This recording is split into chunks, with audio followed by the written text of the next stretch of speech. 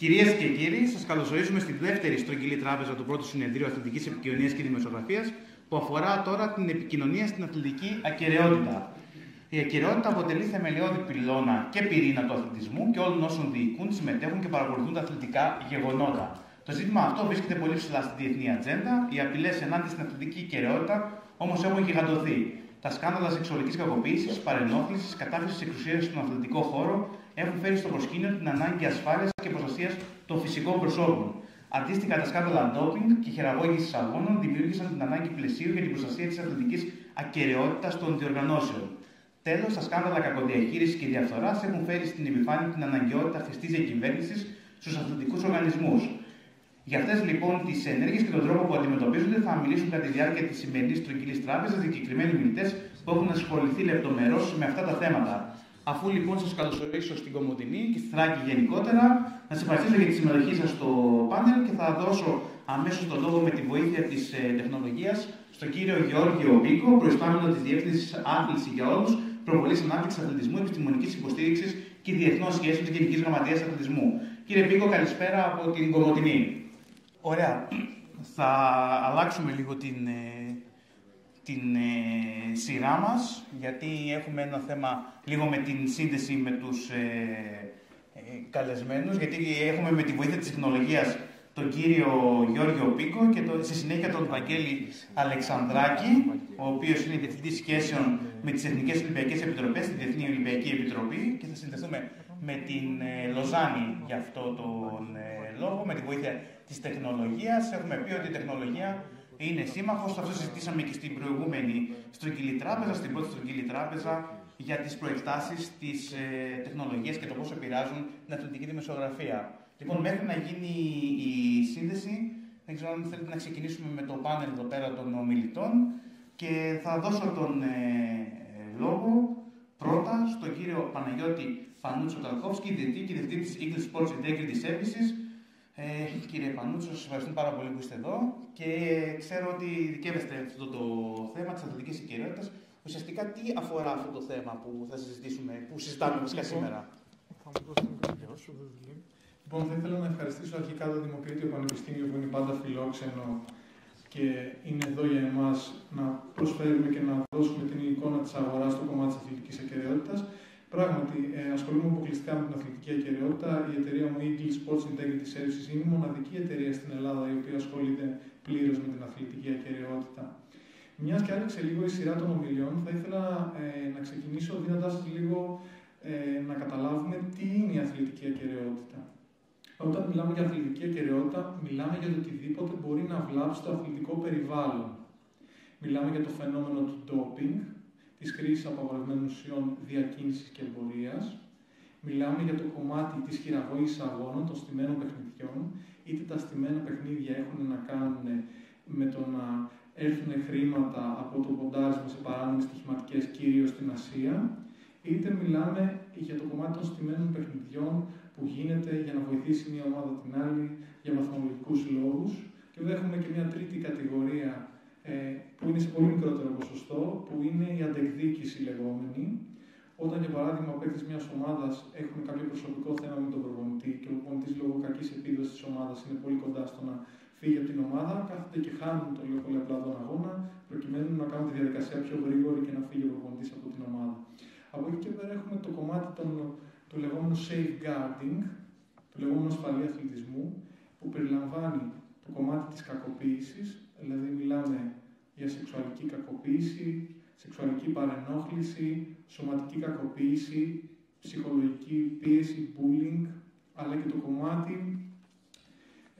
του να μην ελέγχουμε τις καταστάσεις και να προκαλούμε βλάβη σε οποιοδήποτε εμπλεκόμενο στο αθλητικό περιβάλλον, επειδή δεν έχουμε πράξει κάποια ενέργεια, τη λεγόμενη αμέλεια. Στην Ελλάδα είναι η αλήθεια ότι έχουμε πολύ μεγάλο θέμα με το κομμάτι της αμέλειας. Κυρίως το πρόβλημα αυτό εστιάζει στους αθλητές, εστιάζει στο κομμάτι των αθλητικών εγκαταστάσεων, οι οποίοι δεν πληρούν τις προδιαγραφές, άρα έχουν πάρα πολλούς τραυματισμούς αθλητών, και στο κομμάτι της πίεσης στο να επανέλθουν γρήγορα από τραυματισμούς. Πέρα από αυτά τα κομμάτια, ένα πολύ σημαντικό κομμάτι της αθλητικής ακεραιότητας είναι το κομμάτι της συμπερίληψης. Αν έχουμε αθλητική ακεραιότητα, θα πρέπει να είναι όλοι εμπλεκόμενοι στο αθλητικό περιβάλλον Θα πρέπει να έχουν όλες τις ευκαιρίες, ανάλογα βέβαια και με την προσπάθεια που καταβάλουν, αλλά και κάποια χαρίσματα που μπορεί να έχουν σε συγκεκριμένα αθλήματα.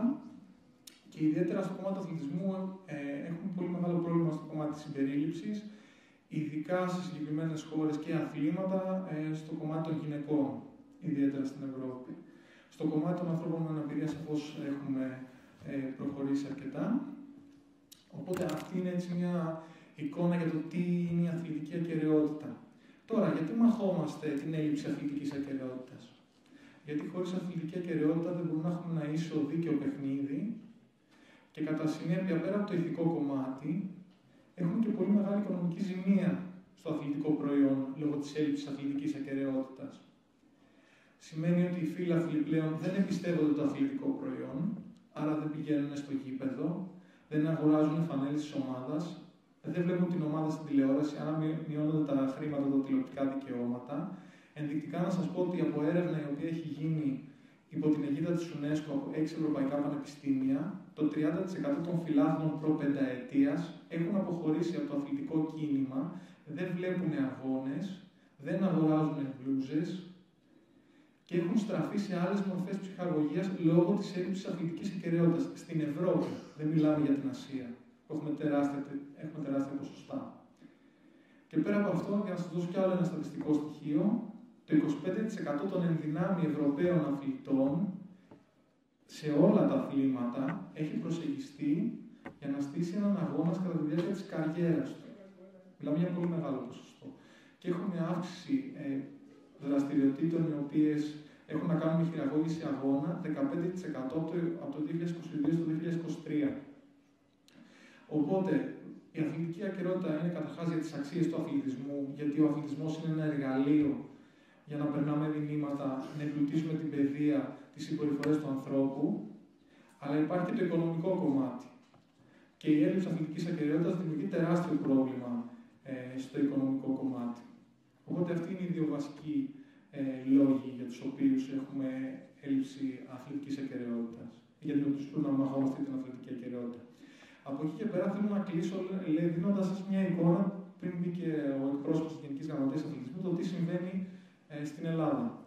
Στην Ελλάδα για το κομμάτι του ντόπινγκ έχουμε τον Εθνικό Οργανισμό Καταπολέμησης του Ντόπινγκ, ο οποίος λειτουργεί από το 2020, έχει συσταθεί, είναι λειτουργικός από το 2021. Είναι ένας οργανισμός που αντιμετώπισε μια πολύ δύσκολη αξιολόγηση που ήταν επί 4 χρόνια ανοιχτή λόγω του ΕΣΚΑΝ και είμαι πολύ χαρούμενος που είμαστε μια ομάδα 3 ανθρώπων και καταφέραμε και κλείσαμε αυτή την αξιολόγηση μέσα σε 40 μέρες. Και έτσι δεν είχε η Ελλάδα ποινές αντίστοιχες που θα μπορούσε να έχει με τη Ρωσία χωρίς να έχει οργανωμένα κυκλώματα ντόπινγκ, μόνο και μόνο επειδή δεν υπήρχε σωστή οργάνωση. Ο ΙΟΚΑΝ λοιπόν έχει πάρει τον δρόμο του, έχει καλό budget, 2 εκατομμύρια ευρώ περίπου. Σίγουρα μπορούν να γίνουν και άλλα πράγματα, αλλά είμαστε σε ένα καλό πλαίσιο στο κομμάτι του ντόπινγκ στην Ελλάδα, σαν εθνικός οργανισμός. Από εκεί και πέρα, στο κομμάτι της χειραγώγησης αγώνα υπάρχει η πλατφόρμα ΕΠΑΘΛΑ, η οποία πλατφόρμα ασχολείται με την χειραγώγηση αγώνων. Περάσανε πρόσφατα νέες νομοθεσίες, οι οποίες της δίνουν μεγαλύτερη δυνατότητα κινήσεων και πληροφοριών από τις στοιχηματικές εταιρείες. Το πρόβλημα με την πλατφόρμα ΕΠΑΘΛΑ, η οποία λειτουργεί από το 2021, αν δεν κάνω λάθος, είναι ότι έχει πολύ μικρό budget, άρα δεν έχει πάρα πολλούς ανθρώπους να εργαστούν για το κομμάτι αυτό. Οπότε είναι κάτι που πρέπει να δει η πολιτεία να αυξήσει το budget της πλατφόρμας ΕΠΑΘΛΑ και να την κάνει πλήρως ανεξάρτητη, γιατί αυτή τη στιγμή λειτουργεί υπό τη σκέπη της Γενικής Γραμματείας Αθλητισμού και για πρόεδρο έχει το Γενικό Γραμματέα Αθλητισμού, τον κύριο Μαυρωτά. Και τις τελευταίες μέρες έχουμε και ένα καινούριο νομοσχέδιο για το κομμάτι του safeguarding, οπότε πλέον θα έχουμε και υπεύθυνους αθλητικής ακεραιότητας στις ομοσπονδίες, κάτι το οποίο θα πρέπει να το έχουμε τα τελευταία 10 χρόνια στην Ελλάδα, όπως είναι σε άλλες ευρωπαϊκές χώρες. Θεσμοθετήθηκε, σίγουρα ο νόμος έχει κάποια κενά και προβλήματα, αλλά θεωρώ ότι είναι μια πρώτη ενέργεια προκειμένου να μπει το πλαίσιο του safeguarding, να αντιληφθούν το τι ακριβώς συμβαίνει. Βέβαια, όλα είναι και θέματα νοοτροπίας, οπότε πρέπει να αρχίσουμε να αλλάζει η νοοτροπία των ανθρώπων που είναι στις ομοσπονδίες, να σταματάμε να λέμε ότι, για παράδειγμα, τι έπαθε ένας αθλητής, 2-3 χαστούκάκια έφαγε. Όπως συμβαίνει πολλές φορές και το έχω ακούσει από ανθρώπους που είναι προπονητές και ομοσπονδιακοί σε ομοσπονδίες. Και για να πετάξω και μια μπάλα στον κύριο Πίκο, που νομίζω θα μιλήσει, είναι ότι πρέπει και στις σχολές προπονητών της Γενικής Γραμματείας Αθλητισμού να γίνει πολύ προσεκτική διαλογή των καθηγητών, οι οποίοι να φέρουν ένα νέο αέρα και μια νέα κουλτούρα. Ελπίζω να μην σας κούρασα, αλλά να σας έδωσα μια πρώτη εικόνα για την αθλητική ακεραιότητα γενικώς και στην Ελλάδα. Ευχαριστώ.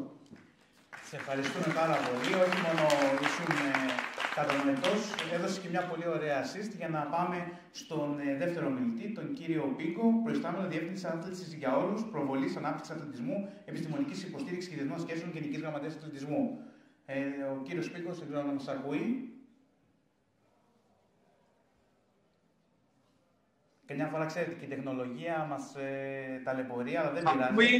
Σας ακούει και με πολύ ενδιαφέρον και μάλιστα ευχαριστώ πάρα πολύ όχι μόνο για την πάσα, αλλά και την δυνατότητα που μου δίνετε ώστε να επικοινωνήσω μαζί σας. Είναι ένα θέμα το οποίο το έχουμε ξεκινήσει. Δεν ξέρω αν ακούγομαι, απλά και μόνο αν ακούμε ή αν φαίνεται ότι... Ακούγεστε κανονικά. Πολύ ωραία. Και ελπίζω να φαίνεται, δεν ξέρω αν φαίνεται η διαδικασία της παρουσίασης. Απλά και μόνο θα ήθελα έτσι λιγάκι να υπάρχει και μια οπτική της όλης διαδικασίας. Θα ήθελα καταρχήν να ευχαριστήσω πάρα πολύ όλους τους συντελεστές, το Δημοκρίτιο Πανεπιστήμιο, όχι μόνο για την δυνατότητα που μου δίνει να επικοινωνήσω για ένα τόσο σοβαρό θέμα, το οποίο δεν είναι σημερινό, είναι πολύ παλιό και αν θέλετε είναι ένα θέμα το οποίο ξεκινάει από την πρώτη φάση που η Ελλάδα υπέγραψε τη σύμβαση του Συμβουλίου της Ευρώπης, αλλά νομίζω συνεχίζεται και αν θέλετε με το πρόσφατο μνημόνιο το οποίο υπογράφηκε μεταξύ του Πανεπιστημίου της Θράκης, το οποίο το ευχαριστώ πάρα πολύ για την θέληση και με τη μεγάλη ζέση η οποία έχει για να μας βοηθήσει σε έναν τομέα το οποίο είναι πραγματικά κέραιος για τον αθλητισμό και μάλιστα έχει υπογραφεί, απλά το αναφέρω, θα το πω και στη συνέχεια, ένα μνημόνιο μεταξύ και του ΣΕΦΑ και του Πανεπιστημίου της Θράκης, αλλά περισσότερο του ΣΕΦΑ της Κομοτηνής και φυσικά μεταξύ του κύριου Μαρή και του Γενικού Γραμματέα Αθλητισμού. Ευχαριστώ πάρα πολύ επίσης την κυρία Δερή, την Πρόεδρο, για την συνάντηση όταν βρεθήκαμε. Για την πρώτη συνάντηση θα το πω όμως και στη συνέχεια. Και φυσικά τους δύο αγαπητούς καθηγητές και φίλους, την κυρία Ιφαντίδου και τον Κώστα, τον Γιώργο, οι οποίοι τελικά μας συνδέουν χρόνια φιλίας. Εν πάση περιπτώσει, για να πάμε στο κομμάτι της διαδικασίας, να πω... Να σας πω ότι δεν φαίνεται κάτι. Αν θέλετε να πάρετε λίγο χρόνο για να μπορέσετε κι εσείς να μας... να περάσετε το αρχείο αυτό που θέλετε να μας δείξετε. Εγώ έχω κάνει share, μισό λεπτό να ξανακάνω, αν δεν υπάρχει. Εμένα μου δείχνει ότι κάνω sharing. Αν δεν γίνεται, να ξανακάνω μια προσπάθεια. Ναι. Στο YouTube, δεν το βλέπουμε εμείς εδώ μέσα. Και τι μπορούμε να κάνουμε τώρα. Μην μπορούμε να συνεχίσουμε στο πάνελ και να του δώσουμε το λόγο σε λίγο αν θέλει. Ωραία.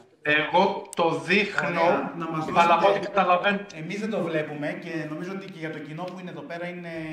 Θέλετε να κάνω κάτι άλλο, θέλετε να κάνω share την οθόνη μου. Θα μας δώσετε κάποια λεπτά, άμα είναι λίγο να συνεχίσουμε την συζήτηση με τους ανθρώπους που είναι εδώ διαζώσεις στο πάνελ, για να μπορέσουμε να το διορθώσουμε, γιατί πολύ ωραία. Είναι πολύ σημαντικό να τα δούμε όλα αυτά που μας δείχνετε. Πολύ ωραία. Λοιπόν, οπότε και εγώ με αυτή την ευκαιρία να δώσω τον λόγο στον κύριο Άλκη Παπαντονίου, νομικό σε θέματα αθλητικού δικαίου και μέλος της Δικαιοδοτικής Πειθαρχικής Επιτροπής της FIFA στο τμήμα Anti-Doping. Κύριε Παπαντονίου, σας ευχαριστούμε πάρα πολύ που είστε εδώ. Σας ευχαριστώ εγώ πολύ για την πρόσκληση. Ευχαριστούμε το Πανεπιστήμιο και ευχαριστούμε για την πόλη για τη φιλοξενία. Είμαι εδώ με έναν τριπλό ρόλο. Ο πρώτος είναι ως δικηγόρος. Είμαστε μια ομάδα δικηγόρων στην Αθήνα που ασχολούμαστε καθαρά με το αθλητικό, κάποιες φορές και με το αθλητικό δίκαιο, κάποιες φορές και με θέματα integrity. Είμαι δικαστής στην Επιτροπή Εφέσεων της FIBA για το ντόπινγκ και πρόεδρος της Επιτροπής Διοντολογίας της Ελληνικής Ομοσπονδίας Πασίας. Έχω κάποιες σκέψεις και κάποια συγκεκριμένα σημεία από το καθένα από αυτό, προσπαθώντας να μείνω επικεντρωμένος στον τίτλο του συνεδρίου, στο επικοινωνία και integrity, επικοινωνία και ακεραιότητα. Καταρχάς, θεωρώ και αναφερόμενο σε κάτι που είπε ο Παναγιώτης στην εξαιρετική του τοποθέτησή του αναφορικά με το τι είναι ακεραιότητα. Ελείπει αυτή τη στιγμή ο ορισμός του τι είναι ακεραιότητα, ένας σαφής ορισμός. Ελείπει και από τον κώδικα της ΔΟΕ, ελείπει και από τους νόμους.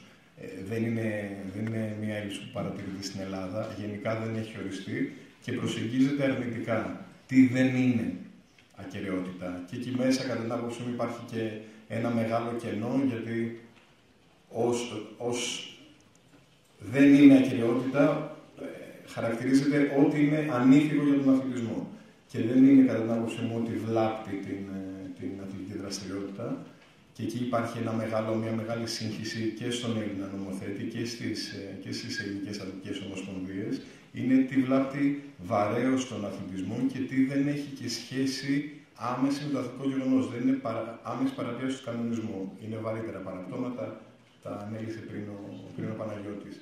Αυτό λοιπόν το ζήτημα το αντιμετωπίσαμε και το αντιμετωπίζουμε στην Ομοσπονδία της Ιππασίας, γιατί υπάρχει ένας κανονισμός πειθαρχικός, ο οποίος καλύπτει ένα μεγάλο πεδίο παραπτωμάτων και πέρσι, κατ' επιταγή του νομοθέτη, χρειάστηκε να βγει ένας κανονισμός δεοντολογίας που, όπως ακολουθήθηκε από την Ομοσπονδία κατά παραγγελία, αν θέλει, του νομοθέτη, δημιούργησε πάρα πολλά αλληλοκαλυπτόμενα πεδία. Οπότε υπάρχουν παραπτώματα που δεν είναι ξεκάθαρο αν είναι παραπτώματα που τιμωρούνται πειθαρχικά από την Ομοσπονδία την ίδια, όσον αφορά την Ιππασία και άλλες ομοσπονδίες, αλλά και αν τιμωρούνται από εμάς, από την Επιτροπή Δεοντολογίας, που είμαστε ανεξάρτητο όργανο που συνεργαζόμαστε με την Ομοσπονδία. Αυτό είναι όσον αφορά τον ορισμό και την σχέση με την Ομοσπονδία της Ιππασίας. Ένα δεύτερο ζήτημα, ένα δεύτερο παράδειγμα από την επαγγελματική μου ιδιότητα, την αμιγώς δικηγορική, που έχει να κάνει πολύ με την επικοινωνία και με την πληροφορία και την ακεραιότητα, είναι το πώς κάποιες φορές παραπτώματα ή εγκλήματα κατά της ακεραιότητας δημοσιοποιούνται, είτε αυτά είναι αληθή, είτε αυτά δεν είναι, και πώς αυτά μπορούν να παράξουν ευθύνες είτε για τους δημοσιογράφους που καλούν κάποιους ανθρώπους στις εκπομπές τους, είτε για τους ίδιους τους θύτες που μπορεί να πούνε σε μια εκπομπή ότι ένας αθλητής είναι ντουπαρισμένος, μια ομάδα έστησε έναν αγώνα ή ένας προπονητής προσέβαλε κάποιον αθλητή με κάποια ενέργειά του. Εμείς είχαμε μια πολύ συγκεκριμένη περίπτωση όπου σε μια ραδιοφωνική εκπομπή βγήκε κάποιος κύριος αυτοπροσδιοριζόμενος ως καθηγητής, δίνοντας μάλιστα στο κοινό και στον δημοσιογράφο τη βαρύτητα που ένας τέτοιος όρος, ένας τέτοιος τίτλος φέρει, ο οποίος είπε ότι έχει στοιχεία για ένα συγκεκριμένο ποδοσφαιριστή, ο οποίος συνεργαζόταν με το γραφείο μας, και κάποιες συγκεκριμένες ομάδες ότι στήσανε αγώνες κλπ. Και ξεκίνησε μια μεγάλη συζήτηση, η οποία, αν θυμάμαι καλά, έχει πάρει παραπάνω και από μία εκπομπές. Γύρω από αυτά τα παιχνίδια, τι έγινε, τι ήταν, ποιος στάσισε, πόσα έβγαλε κλπ. Ο καθηγητής και ο καθηγητής.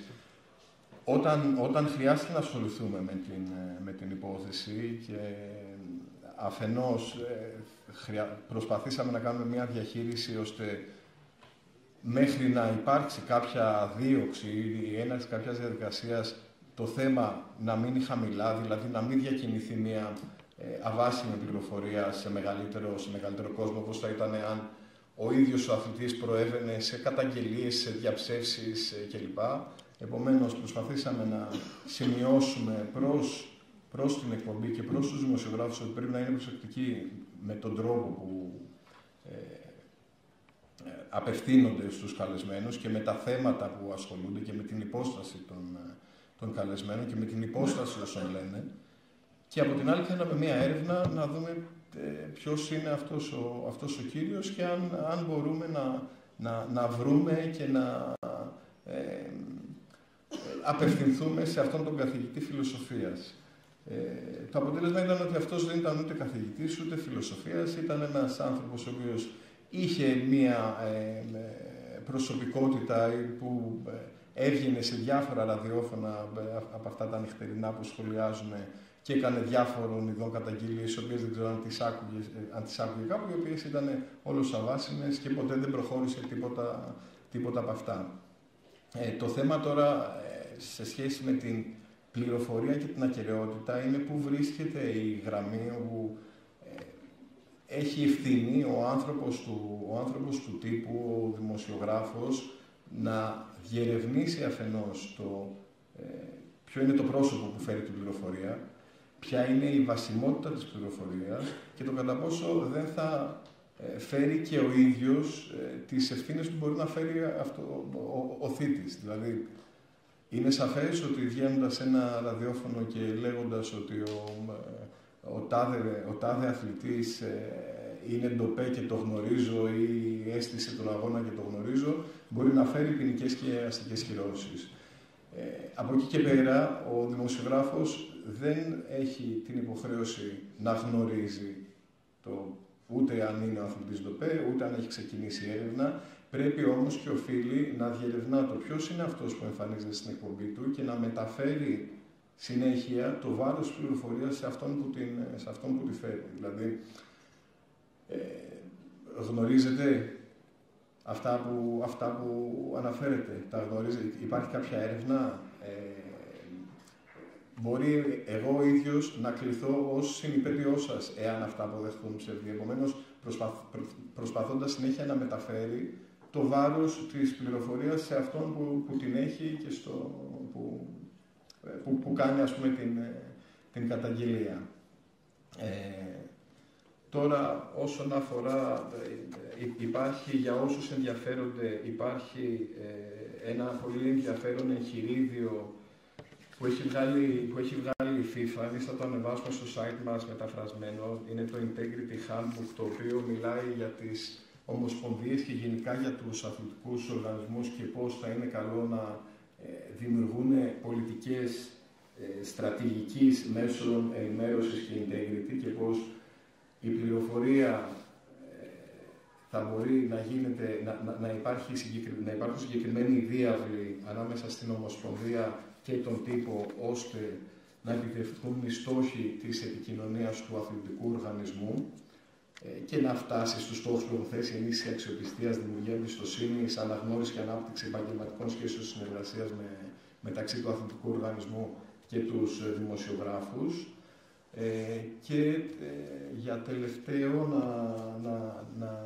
να θέσω ένα θέμα περισσότερο ως περισυλλογή και παραθέτοντας και ένα συγκεκριμένο παράδειγμα από πολύ πρόσφατη απόφαση του Ευρωπαϊκού Δικαστηρίου. Το θέμα είναι ανθρωποφαγία versus ελευθερία του τύπου. Γιατί ούτε η ελευθερία του τύπου είναι καλό να περιορίζεται και να οδηγεί σε παλαιότερες ειδικότερες προσεγγίσεις ελέγχου της πληροφορίας, ούτε όμως η ανθρωποφαγία και η αμελής πληροφόρηση για ό,τι ακούσει ή ό,τι υποψιαστεί ο καθένας είναι καλό να διαχέεται μέσω του τύπου. Υπήρχε μια υπόθεση του 2006, είχε βγει Le Monde και είχε ενημερώσει το κοινό ότι ο γιατρός της ποδηλασίας της Real και της Μπάρτσα είναι ένας γιατρός ο οποίος επιδίδεται σε μεθόδους ντόπινγκ. Έγινε αγωγή στα ισπανικά δικαστήρια από τη Real κατά της Le Monde, βγήκε μια αποζημίωση ενός αρκετά μεγάλου ύψους, η οποία όταν πήγε να εκτελεστεί στην Γαλλία, τα γαλλικά δικαστήρια σταμάτησαν την εκτέλεση ως αντιβαίνουσα στους νόμους της δημόσιας τάξης για την ελευθερία του τύπου. Και θα τελειώσω με τα δύο πορίσματα της απόφασης. Αναφέρει ο Γάλλος δικαστής, μιλάμε και για τη Γαλλία, μια χώρα η οποία υπήρξε και ακόμα είναι πρωτοπόρος στην ελευθερία του τύπου. Οποιαδήποτε απόφαση με την οποία επιδικάζεται αποζημίωση λόγω προσβολής της φήμης πρέπει να χαρακτηρίζεται από αναλογικότητα μεταξύ του ποσού και της απέμαχης προσβολής. Κατά την ομολογία του Ευρωπαϊκού Δικαστηρίου πρέπει να επιδεικνύεται η μέγιστη δυνατή προσοχή σε περίπτωση κατά την οποία οι κυρώσεις που επιβάλλονται δύνανται να αποθαρρύνουν τη συμμετοχή του τύπου στη συζήτηση ζητημάτων θεμιτού γενικού ενδιαφέροντος ή να έχουν αποτρεπτικό αποτέλεσμα όσον αφορά την άσκηση της ελευθερίας του τύπου. Επομένως, προσοχή στην κατηγορία, μέτρο και μεγάλος έλεγχος στο τι βγάζουμε, τι συζητάμε ως θέμα κλπ. Αλλά σε καμία περίπτωση να μην πηγαίνουμε στο αντίθετο άκρο της στέρησης του λόγου ή της στέρησης της ελευθερίας του τύπου. Σας ευχαριστώ πολύ και στη διάθεσή σας μετά γιατί θέλετε να συζητήσουμε.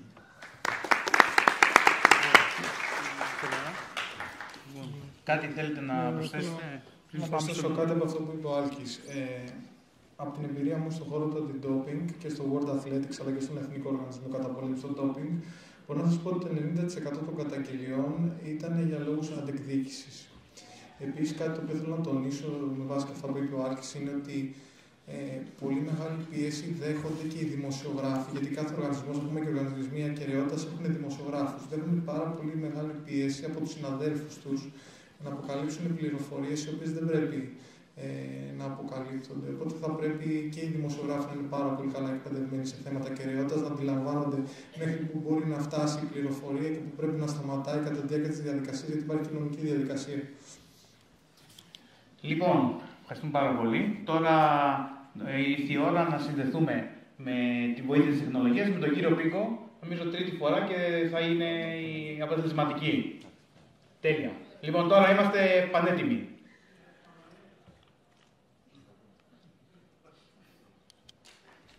Πολύ ωραία. Ελπίζω να συνεισφέρω κι εγώ σε αυτή τη διαδικασία μέσα από ένα άλλο πρίσμα. Φυσικά το ανέφεραν οι συνομιλητές σας με πολύ, αν θέλετε, κέραιο τρόπο για το πώς θα πρέπει να ισορροπούμε ανάμεσα από την ενίσχυση, αν θέλετε, της ακεραιότητας και της καταπολέμησης, ειδικότερα στο θέμα του εκφοβισμού και της πανενόχλησης, ειδικά στον χώρο του αθλητισμού και ειδικά, αν θέλετε, στους προπονητικούς χώρους, στους χώρους άθλησης και από την πλευρά όλων των εμπλεκομένων σε αυτή τη διαδικασία. Ειδικά το θέμα της ισορροπίας μεταξύ του πραγματικού και της, αν θέλετε, ηθελημένης διαδικασίας απλά και μόνο για να μπορέσουμε να αλλοιώσουμε τα δεδομένα, είναι πραγματικά μια ισορροπία που είναι στην κόψη του ξεραφιού. Και αυτό είναι ένα θέμα το οποίο μας έχει βάλει στη Γενική Γραμματεία Αθλητισμού, πέρα από την έπαθλα η οποία αναφέρθηκε. Περισσότερο θα μιλήσω ως προϊστάμενος της διεύθυνσης και πού πηγαίνει, αν θέλετε, πού μπορούμε ή πώς μπορούμε να βοηθήσουμε τον αθλητισμό ώστε να μειώσουμε αυτά τα φαινόμενα, γιατί εξάλειψη, όπως καταλαβαίνετε, δεν μπορεί να έρθει ούτε με νόμους, αλλά ούτε και με διαδικασίες ενημέρωσης, ευαισθητοποίησης, παρά μόνο αφού περάσει κάποιο χρονικό διάστημα. Και αναφερόμενο σε αυτό, θα ήθελα να σας πω ότι το πρώτο, αν θέλετε, πολύ έντονο δεδομένο, μια και βλέπετε την παρουσίαση, δεν ξέρω πόσο ευκρινής είναι, αλλά ήταν το 2011, το οποίο ξεσπάει το πρώτο σκάνδαλο. Τότε άρχισαμε να ευαισθητοποιούμαστε, χωρίς να σημαίνει ότι δεν υπήρχαν και παλιότερα κάποιες προσπάθειες. Τον Γενάρη του 2021, μέσα από ένα πρόγραμμα, ευρωπαϊκό πρόγραμμα, που ονομαζόταν Start to Talk, σπάσε τη σιωπή, μίλησε, μην ανέχεσαι, υπήρξε μια ημερίδα της Γενικής Γραμματείας Αθλητισμού, η οποία, αν θέλετε, έδωσε το ένασμα, χωρίς να σημαίνει, επαναλαμβάνω ότι δεν υπήρχαν και παλιότερα κάποιες προσπάθειες, το ένασμα ώστε μετά από αποκαλύψεις, κέραιες αποκαλύψεις, αν θέλετε, συγκλονιστικές αποκαλύψεις μιας αθλήτριας, αλλά και στη συνέχεια και άλλων αθλητών, άρχισε μια διαδικασία η οποία η Γενική Γραμματεία Αθλητισμού και γενικότερα το Υπουργείο προσπαθεί να μπει σε μια ολιστική, αν θέλετε, προσέγγιση για την έγκαιρη, άμεση, συστηματική προστασία και ασφάλεια κυρίαρχα των αθλητών και φυσικά όλων των εμπλεκομένων, ώστε να υπάρχει η ελαχιστοποίηση. Επαναλαμβάνω ότι είναι μια δύσκολη διαδικασία, γι' αυτό μιλάω για ελαχιστοποίηση των περιστατικών παρενόχλησης και κακοποίησης. Στόχος φυσικά αυτής της διαδικασίας είναι να ενημερωθούν οι πάντες, όλοι οι φορείς, και δεν μιλάω μόνο τους αθλητικούς φορείς. Επειδή εμπλέκομαι και με τους δήμους, έχω πολύ καλές σχέσεις και με τα πανεπιστήμια λόγω της διαδικασίας των σεμιναρίων και γενικότερα της επιστημονικής οπτικής, η οποία είμαι ως υπεύθυνος της διεύθυνσης. Η διαδικασία αυτή είναι μια διαδικασία η οποία ξέρω ότι θα διαρκέσει για πάρα πολλές ίσως εβδομάδες, μήνες και ίσως και χρόνια. Το θέμα είναι πώς θα μπορέσουμε να δημιουργήσουμε ένα δίκτυο προστασίας και ασφαλείας όλων των παιδιών, όλων των αθλουμένων και γενικότερα των εμπλεκομένων σε αυτή τη διαδικασία. Κάτω από αυτή την οπτική έχουμε βάλει 3 βασικούς πυλώνες στόχους στην διεύθυνση η οποία προείσταμε και γενικότερα ως Γενική Γραμματεία Αθλητισμού για την καταπολέμηση του εκφοβισμού και της παρενόχλησης. Ο πρώτος στόχος είναι η ανάπτυξη των πολιτικών με βάση συλλογή στοιχείων και καλών εθνικών και διεθνών πρακτικών. Αναφέρθηκαν τους προλαλήσαντες και τους ευχαριστώ πάρα πολύ και για τις πάσες, αλλά και πραγματικά για το πώς θέσανε το όλο θέμα σε όλες τις διαστάσεις και για την ορολογία. Άρα λοιπόν δεν χρειάστηκε εγώ να κάνω καμία αναφορά στην ορολογία. Αυτές οι καλές πρακτικές έχουν μπει και δεν είναι οι μόνες οι οποίες αναφέρθηκαν. Υπάρχει ακόμα και όχι μόνο ευρωπαϊκές, όπως είναι της Γαλλίας, όπως είναι της Αγγλίας, όπως είναι επίσης έξω από την Ευρώπη του Καναδά. Προσπαθήσαμε λοιπόν να πάρουμε όλες αυτές τις πρακτικές και να δημιουργήσουμε σιγά σιγά ένα εγχειρίδιο, θα το πούμε συνέχεια, ένα εγχειρίδιο ώστε να υπάρχει μια προσαρμογή αυτών των καλών πρακτικών στα ελληνικά δρόμενα και στην ελληνική λογική και πρακτική. Ο δεύτερος στόχος είναι η δημιουργία των μηχανισμών βάσει της γνώσης αυτών που είπαμε και των καλών πρακτικών, των μηχανισμών ενημέρωσης όλων των εμπλεκομένων με τον αθλητισμό, της πρόληψης και καθορισμού των ανάλογων υποχρεώσεων των αθλητικών φορέων ως προς τους αθλητές, αλλά και ως όλους τους εμπλεκομένους, όπως θα πούμε στη συνέχεια, είτε λέγονται προπονητές, είτε λέγονται managers, είτε λέγονται γονείς, είτε λέγονται άτομα τα οποία κινούνται γύρω από τους αθλητικούς φορείς και όχι μόνο. Και ο τρίτος στόχος είναι όταν θα δημιουργηθεί αυτός ο μηχανισμός να υπάρξει, και αυτό ενέκειται και μια και αναφέρθηκε για το θεσμικό πλαίσιο, ενέκειται και η λογική των υπευθύνων ακεραιότητας. Δεν μ' αρέσει ο όρος ασφαλείας. Εν πάση περιπτώσει, η ανάπτυξη ενός μηχανισμού που μέσα σε αυτό συγκαταλέγεται και το άτομο το οποίο θα μπορεί να κάνει την διαχείριση ή την αναφορά διαφόρων περιστατικών οι οποίοι θα καταγγέλλονται με έναν συγκεκριμένο τρόπο ανάλογα με την περίπτωση και ανάλογα με τις διαδικασίες που θα πρέπει στο επόμενο χρονικά διάστημα να μπορούν να αναδειχθούν. Μια και μιλάμε για τις διάφορες διαδικασίες επίτευξης των στόχων, έχουμε βάλει συγκεκριμένες δράσεις, θα τα δείτε σαν μέτρα, δεν σας ενδιαφέρουν οι αριθμοί, αλλά να δούμε λιγάκι σε αυτούς τους στόχους τι δράσεις επίκυνται ή έχουμε ήδη διαμορφώσει το χρονικό διάστημα μέσα στο οποίο κινούμαστε. Ο πρώτος στόχος, μάλλον για τον πρώτο στόχο, υπάρχει η σύνταξη μιας εργαλειοθήκης και εδώ ερχόμαστε σε επαφή και με το Πανεπιστήμιο της Θράκης και θα ήθελα να τους ευχαριστήσω για την, επαναλαμβάνω ίσως όσοι με ακούσαν στην αρχή, για την συνεργασία που έχουμε από την πρώτη στιγμή που υπογράψαμε το Μνημόνιο Συνεργασίας. Θα το πω στη συνέχεια όταν μιλάμε για τις δράσεις ευαισθητοποίησης. Είναι ο δεύτερος πυλώνας που είπα προηγουμένως, αλλά ουσιαστικά μιλάμε για τον πρώτο στόχο βάσει των καλών πρακτικών που ανέφερα προηγουμένως και των πολιτικών ασφαλείας των αθλητών, των υποχρεώσεων αθλητικών φορέων, των εργαλείων αυτοαξιολόγησης και των σχεδίων διαχείρισης των περιστατικών από εθνικούς και διεθνείς οργανισμούς, και δεν μιλάμε μόνο για τους εθνικούς, αλλά μιλάμε και για τους διεθνείς, γιατί μιλάμε για άτομα τα οποία συμμετέχουν, Έλληνες αθλητές, οι οποίοι συμμετέχουν σε διεθνείς οργανώσεις ή ξένοι αθλητές που έρχονται για διεθνείς οργανώσεις εδώ στην Ελλάδα. Άρα λοιπόν μιλάμε για ένα παγκόσμιο δίκτυο, το οποίο φυσικά η ελληνική παρέμβαση θα είναι μέσα στον ελληνικό χώρο ή, αν θέλετε, θα είναι το αντικείμενο το οποίο θα μπορούμε να συνδιαλλαγούμε με άλλες χώρες πάνω στη βάση των καλών πρακτικών.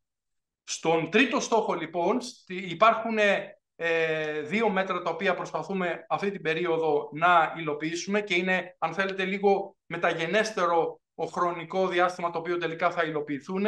Μιλάμε για μηχανισμό υποβολής διαχείρισης αναφορών περιστατικών εκφοβισμού και παρενόχλησης μέσα από τα άτομα τα οποία θα προσληφθούν για αυτή τη δουλειά στις ομοσπονδίες, αλλά και γενικότερα θα υπάρχει ένα τέτοιο πλέγμα ανθρώπων οι οποίοι θα μπορούν να λαμβάνουν τις αναφορές από τους ίδιους τους καταγγελόμενους, φυσικά λαμβάνοντας υπόψη ένα θεσμικό πλαίσιο που παράλληλα θα αναφέρεται και θα διαχειρίζεται μέσα από τις διατάξεις ή, αν θέλετε, μέσα από ένα εγχειρίδιο το οποίο δημιουργείται. Ήδη σε πρώτη φάση έχει φτιαχτεί το πρελούδιο αυτής της διαδικασίας. Είναι ένα θέμα το οποίο συζητάμε και με το Πανεπιστήμιο της Θράκης και φυσικά εδώ έχουμε δημιουργήσει στη Γενική Γραμματεία Αθλητισμού για την ενημέρωση των πάντων, ακόμα και αυτή τη στιγμή που μιλάμε, υπάρχει στο site της Γενικής Γραμματείας Αθλητισμού, δεν ξέρω πώς το φαίνεται, ένα εκπαιδευτικό εγχειρίδιο σε πρώτη φάση, το οποίο λέει ποιοι είναι οι στόχοι και τι ακριβώς θα πρέπει να προσέχει, πώς ακριβώς θα κινηθεί το επόμενο χρονικό διάστημα όλη αυτή η προσπάθεια της δημιουργίας του εγχειριδίου. Παράλληλα, ναι. Διακόπτω, αλλά επειδή και ο χρόνος δεν είναι σύμμαχος. Τελειώνω, είναι το τελευταίο slide στο οποίο παρουσιάζω. Σας ευχαριστούμε πάρα πολύ. Είναι το τελευταίο. Έχουμε λοιπόν τις δράσεις ευαισθητοποίησης. Απλά και μόνο να εξηγήσω ότι έχουμε κάνει κάποια μνημόνια. Σας το είπα, βασικό είναι με το Διευκρίτιο Πανεπιστήμιο για ουσιαστικά την ευαισθητοποίηση των πάντων με διενέργεια ημερίδων, συνεργασίες με αθλητικές ομοσπονδίες, αθλητές και ούτω καθεξής, τους πάντες. Το δεύτερο είναι εκπαίδευση υπευθύνων, ήδη γίνεται σε συνεργασία με το ΙΝΕΠ και το ΕΚΔΑ, με προγράμματα, συγκεκριμένα προγράμματα. Και το τρίτο είναι αυτό που ανέφερε πολύ σωστά, ζητάω συγγνώμη, ο πρώτος ομιλητής και τον ευχαριστώ πάρα πολύ, ότι μέσα στο πλαίσιο της λειτουργίας των προγραμμάτων των σχολών προπονητών υπάρχει ένα συγκεκριμένο πρόγραμμα, επιβλήθηκε σε όλες τις σχολές προπονητών ένα μάθημα το οποίο ονομάζεται Παραβίαση δικαιωμάτων του παιδιού και πλαίσιο παιδικής προστασίας, συνολικής διάρκειας 5 ετών. Όλες αυτές είναι εμβληματικές διαδικασίες, οι οποίες θα μου πείτε, και ίσως να το συζητήσουμε με το κοινό σας, ότι αν αυτές μπορούν να αντιρροπήσουν αυτό που λέμε παρενόχληση ή γενικότερα να αλλάξουν την οτροπία. Είναι προς αυτή την κατεύθυνση, είμαστε σε αυτή τη λογική και ελπίζω ο διάλογος που θα υπάρξει στην επόμενη χρονική περίοδο να μπορεί να βοηθήσει, αν μπορώ να συνεισφέρω κι εγώ σε αυτή τη διαδικασία. Σας ευχαριστώ πάρα πολύ.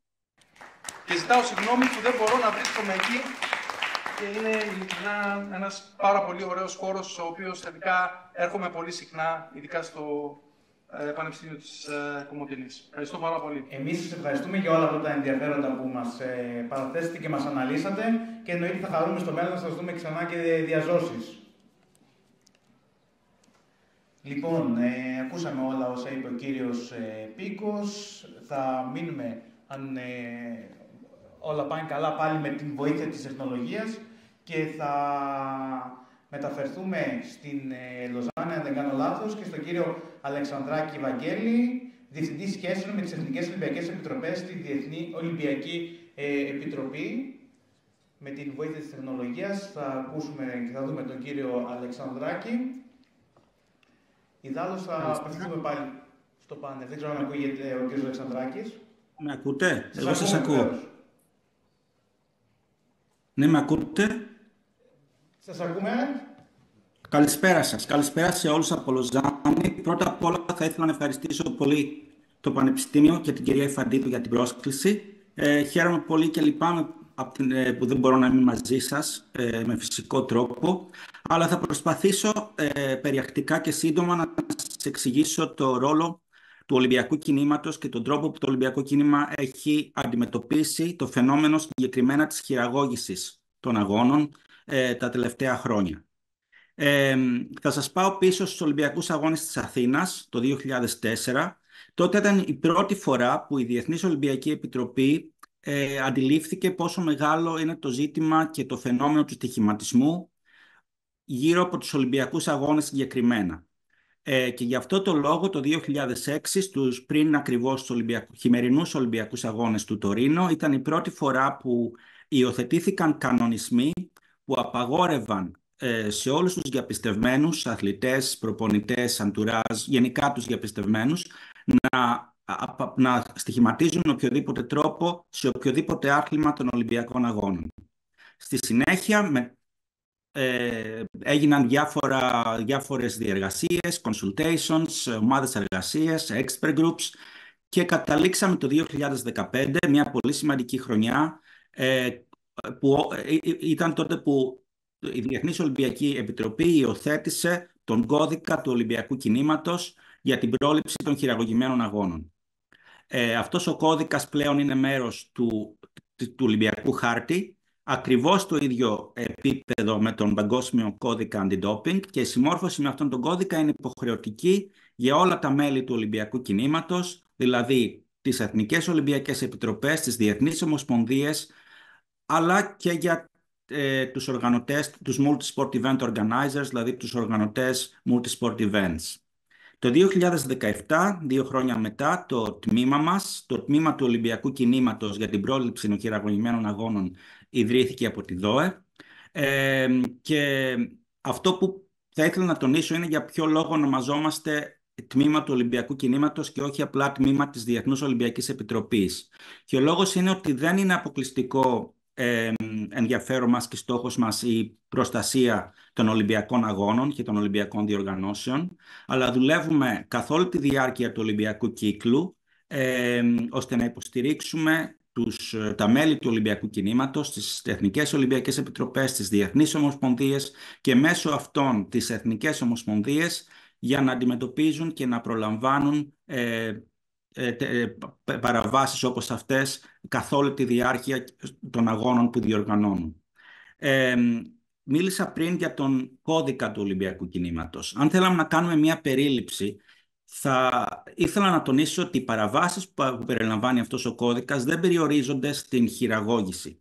Οι παραβάσεις εμπεριέχουν την παράβαση της χειραγώγησης αγώνων τόσο για οικονομικούς στοιχηματικούς λόγους, όσο και για αθλητικούς λόγους. Ο Παναγιώτης νομίζω αναφέρθηκε στη διάκριση αυτών των κατηγοριών. Υπάρχει επίσης η παράβαση του στοιχηματισμού, κάτι που είναι πολύ σημαντικό να γνωρίζουμε, ότι γενικά οποιοσδήποτε αθλητής απαγορεύεται να στοιχηματίζει στο άθλημά του, και εφόσον είναι διαπιστευμένος στους Ολυμπιακούς Αγώνες ή σε οποιοδήποτε άλλο multi-sport event όπως οι Ευρωπαϊκοί Αγώνες, οι Μεσογειακοί Αγώνες κτλ., απαγορεύεται να στοιχηματίσει σε οποιοδήποτε άθλημα είναι μέλος του προγράμματος του συγκεκριμένου multi-sport event. Το να μοιράζεται κανείς εσωτερικές πληροφορίες είναι επίσης μια παράβαση των κανονισμών. Η μη αναφορά οποιαδήποτε προσέγγισης ή οποιαδήποτε ύποπτης συμπεριφοράς επίσης είναι παράβαση, όπως και η μη συνεργασία κατά τη διάρκεια μιας έρευνας. Και έχοντας θέσει το κανονιστικό πλαίσιο, ο ρόλος της μονάδας μας, του τμήματός μας, είναι ακριβώς το να στηρίζει τα μέλη του Ολυμπιακού Κινήματος με το να αναπτύξουν δραστηριότητες κατά αυτού του φαινομένου. Και η δράση μας ακολουθεί μια μεθοδολογία που βασίζεται σε 3 πυλώνες. Ο πρώτος πυλώνας είναι οι κανονισμοί, ο δεύτερος πυλώνας είναι η ευαισθητοποίηση και η εκπαίδευση και ο τρίτος πυλώνας είναι αυτό που λέμε intelligence, η ροή πληροφοριών. Και αν αρχίσουμε με τον πρώτο πυλώνα, ουσιαστικά υποστηρίζουμε όλα τα μέλη του Ολυμπιακού Κινήματος ώστε να έχουν κανονισμούς, να έχουν υιοθετήσει κανονισμούς σε εναρμόνιση με τον κώδικα του Ολυμπιακού Κινήματος. Ο δεύτερος πυλώνας είναι η ευαισθητοποίηση και η εκπαίδευση. Είναι κάτι που το θεωρούμε τρομερά σημαντικό και ενδεχομένως είναι το πεδίο στο οποίο ξοδεύουμε τον περισσότερο χρόνο μας, δηλαδή η εκπαίδευση των αθλητών. Όταν λέω αθλητών, όχι μόνο αθλητών, ενώ και προπονητών, διαιτητών, technical officials κτλ. Όπως έχουμε φτιάξει μια εργαλειοθήκη που περιλαμβάνει πολλά διαφορετικά tools, τα οποία μπορούν να χρησιμοποιηθούν και από εθνικές ολυμπιακές επιτροπές, ομοσπονδίες, αλλά και εθνικές ομοσπονδίες, τα οποία είναι διαθέσιμα σε διαφορετικές γλώσσες. Έχουμε διάφορα παιχνίδια, role-play activities, τα οποία μπορούν να χρησιμοποιηθούν για την εκπαίδευση των αθλητών, και έχουμε και ένα δίκτυο ambassadors, δηλαδή ένα δίκτυο αθλητών, είτε ενεργών είτε που έχουν αποσυρθεί, τους οποίους έχουμε εκπαιδεύσει ώστε να μπορούν να συμμετέχουν και να υποστηρίζουν την εκπαίδευση σε άλλους αθλητές. Αναφορικά με το intelligence και την ιστορία των πληροφοριών, οι προηγούμενοι ομιλητές ήδη αναφέρθηκαν λίγο σε αυτό το σημείο. Είναι κάτι πολύ σημαντικό. Είναι ουσιαστικά το πώς μπορούμε να βρούμε, να εντοπίσουμε παραβάσεις των κανονισμών. Και οποιαδήποτε πληροφορία μπορεί να συντελέσει ή να αποτελέσει μέρος του puzzle, ώστε να φτάσουμε ώστε να καταλήξουμε στο ότι έχει διαπραχθεί μία από τις παραβάσεις. Έχει γίνει ήδη αναφορά στους μηχανισμούς αναφοράς από τους προηγούμενους ομιλητές, οπότε δεν θα μιλήσω παραπάνω, αλλά προφανώς είναι ένας τρόπος να έχουμε πληροφορίες. Μέσα στο τμήμα μας έχουμε μία πλατφόρμα που ονομάζουμε IBIS, Integrity Betting Intelligence System, μέσω της οποίας συνεργαζόμαστε με ένα μεγάλο αριθμό στοιχηματικών φορέων, τόσο στοιχηματικών παρόχων όσο και κανονιστικών αρχών, και μέσω των οποίων μπορούμε να έχουμε πληροφορίες σχετικά με ύποπτο στοιχηματισμό ή σχετικά με αθλητές που έχουν στοιχηματίσει στο άθλημά τους, και αυτές τις πληροφορίες μπορούμε να τις περάσουμε στον αθλητικό οργανισμό που έχει αρμοδιότητα αναφορικά με το συγκεκριμένο αγώνα. Προφανώς, πληροφορίες μπορούμε να πάρουμε από αστυνομικές αρχές, και γι' αυτό ακριβώς συνεργαζόμαστε με την Interpol. Μπορεί να πάρουμε και από τα media, από ερευνητική δημοσιογραφία, ουσιαστικά από οποιαδήποτε πληροφορία μπορεί να είναι χρήσιμη.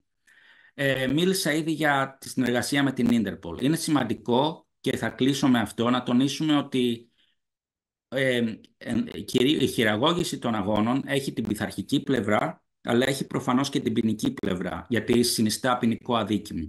Γι' αυτό το λόγο, από τη μεριά μας έχουμε μια συνεργασία που κλείνει 10 χρόνια τώρα με την Interpol, όπως και τα Ηνωμένα Έθνη και το Συμβούλιο της Ευρώπης, το οποίο έχει εισαγάγει την μοναδική νομικά δεσμευτική σύμβαση στο συγκεκριμένο πεδίο, τη σύμβαση Μακολάν, που ενδεχομένως να έχετε ακούσει. Και μαζί με την Interpol, πέρα από το intelligence το οποίο συνεργαζόμαστε, δουλεύουμε επίσης μαζί στο να φέρουμε τους κοινωνούς μας, δηλαδή τις Εθνικές Ολυμπιακές Επιτροπές και τους αθλητικούς οργανισμούς από την πλευρά μας, μαζί με τους αστυνομικούς και κρατικούς φορείς σε κάθε χώρα, ώστε να ενισχυθεί η εθνική συνεργασία σε κάθε χώρα, και όπως επιτάσσει και η Σύμβαση Μακολάν, να δημιουργηθεί μια εθνική πλατφόρμα, δηλαδή μια εθνική συνεργασία σε κάθε κράτος, κάτι που στην Ελλάδα έχει γίνει σε ένα πολύ καλό βαθμό με την έπαθλα. Οπότε αυτά από μένα, και για οποιαδήποτε ερώτηση είμαι εδώ. Ευχαριστώ πολύ. Ευχαριστούμε πάρα πολύ και ευχόμαστε και στο μέλλον να σας δούμε διαζώσεις. Λοιπόν, επειδή όπως είπα και πριν, ο χρόνος δυστυχώς ή ευτυχώς κυλάει και κάποιες φορές δεν είναι σύμμαχος, για να μην καθυστερούμε, θα δώσω τον λόγο τώρα στον κύριο Ιωάννη Μπαχά, μέλος της Ένωσης Ευρωπαίων Δημοσιογράφων για τη Διαφάνεια, πρόεδρος του Πανελληνίου Συλλόγου Πτυχιούχων Φυσικής Αγωγής, με ειδίκευση στην αθλητική δημοσιογραφία.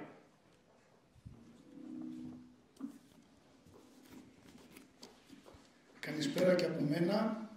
Θέλω στην αρχή να εκφράσω τις ευχαριστίες μου στην Οργανωτική Επιτροπή του Συνεδρίου, στην κυρία Ιφαντίδου Γεωργία, και σε όλους εσάς που με τιμάτε και τιμάτε όλο το πάνελ με την παρουσία σας. Τώρα που συμμετέχω σε αυτή τη στρογγυλή τράπεζα, αισθάνομαι ότι θα μπορούσα ίσως να συμμετάσχω και στην προηγούμενη, καθότι είμαι σε ένα χώρο ανάμεσα στα δύο, γιατί είμαι συνάδελφος των περισσότερων από εσάς, είμαι γυμναστής σε αυτό το λειτουργήμα, ασκώ στη δευτεροβάθμια εκπαίδευση, με ειδικότητα αθλητική δημοσιογραφία και κατόπιν μέσα από τις κατατακτήριες εξετάσεις και πτυχιούχος του τμήματος δημοσιογραφίας του Αριστοτελείου Πανεπιστημίου. Όσο αφορά την πρώτη ειδίκευσή μου, είχα την ευκαιρία και την τιμή να έχω αυτή την ειδικότητα που δεν υπάρχει σήμερα. Όσοι μπήκαμε στο Πανεπιστήμιο στο ΤΕΦΑ Θεσσαλονίκης το 1984 ή το 85 που μπήκα εγώ και βγήκαμε το 88 ή το 89 που βγήκα εγώ, είχαμε την ευκαιρία μέσα από μια έμπνευση του τότε Προέδρου της σχολής, του κυρίου Αυγερινού, να πάρουμε ως δεύτερη κατ' επιλογή ειδικότητα την αθλητική δημοσιογραφία. Περιλάμβανε δε 5 μαθήματα, την πολιτική και διπλωματική ιστορία της Ελλάδος, τα μαζικά μέσα επικοινωνίας, την ορθοφωνία, το δημόσιο διεθνές δίκαιο και την αθλητική δημοσιογραφία. Ήταν μια έμπνευση ενός ανθρώπου, του τότε Προέδρου της σχολής, σε μια εποχή που δεν υπήρχε τμήμα δημοσιογραφίας.